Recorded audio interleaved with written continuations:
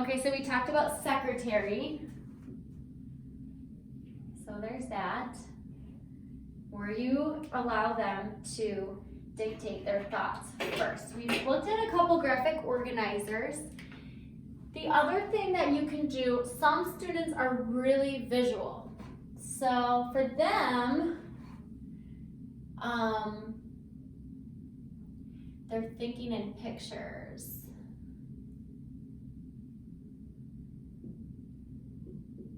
I just read with my daughter about Albert Einstein. It was this cute little book that we ordered. And it talked about how he was different because, you know, he thought in pictures. I'm not gonna be the best drawer, but I know he had like bushy eyebrows. But anyway, he didn't do well in school because he was very visual. He thought in pictures. When you have a student who is more visual, allow them to draw it first. If I have a prompt like my son had, whether or not, you know, we should change daylight savings time or continue to have it was one of his assignments, I would allow him to draw a picture first. What he was interested in was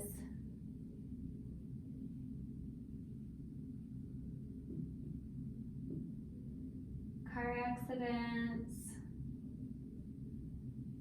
that occur from daylight savings time, like someone had done a study that was interesting to him. He was interested in how it all worked with the northern and southern hemisphere. Okay, I'm not an artist, but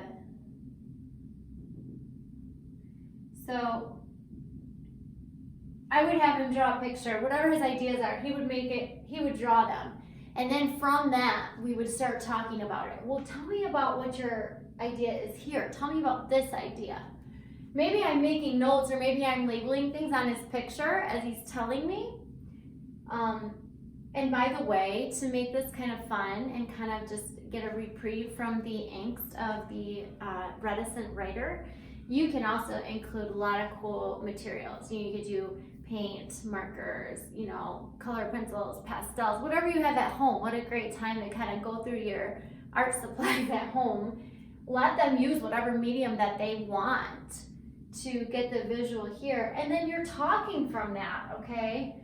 So here I see, wow, you're interested in the hemispheres. Tell me more about that. When you're doing think in pictures, you're wanting to use this prompt. Tell me more. As they're telling you more, you're labeling.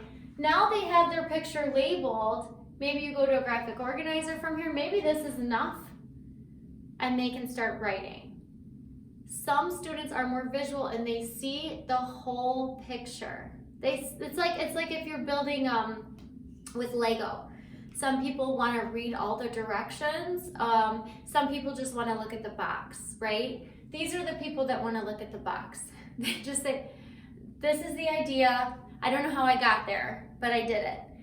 You're trying to break them down and go backwards and say, well, tell me all the details. Tell me what's embedded in this big picture. And those details are what you're going to extract and get them to write about to make their writing a little bit more specific and full. You can also go to this if what they write is just not sufficient. If it's just really basic or surface, you can take a break, pull out all the art supplies, have a little fun, and then go back to that piece or just have them start it over. They'll have a lot more in their kind of vernacular arsenal to go back at that task with more success. So I hope these strategies were helpful for you all. I hope you're enjoying your children. Just remember to keep your expectations reasonable.